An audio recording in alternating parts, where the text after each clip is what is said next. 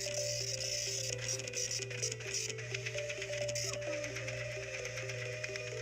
might have heard the phrase farm to fork before.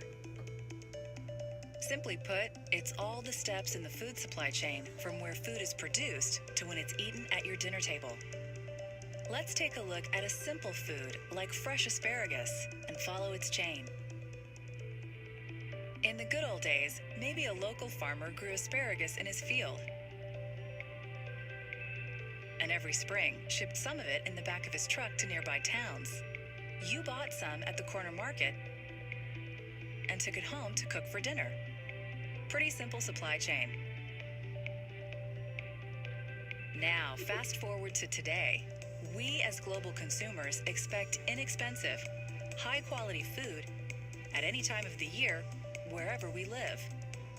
So that fresh asparagus at your local supermarket in the middle of winter, it most likely comes from Mexico or Peru, passing through a number of steps in the global food supply chain to get to end consumers.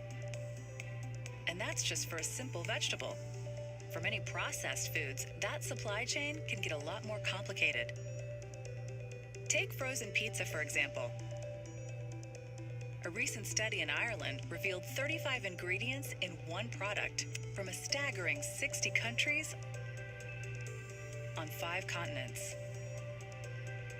The global food supply chain is a highly efficient system that produces and moves food around the world. But sometimes things can go wrong.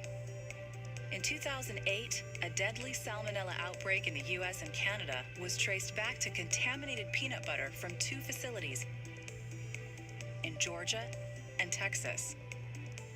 It turned out that more than 300 other companies used that peanut paste in over 3,900 products, which resulted in one of the largest food recalls in US history and cost the peanut industry an estimated $1 billion. So all it takes is one part of the supply chain to break down, and big problems can pop up in a lot of places. But how do retailers around the world know that their suppliers, such as your company, are all following the same rules and producing safe food? The short answer is food safety standards. And this is why food safety is so important. For storage, separate raw meats, poultry, seafood, and eggs from other foods.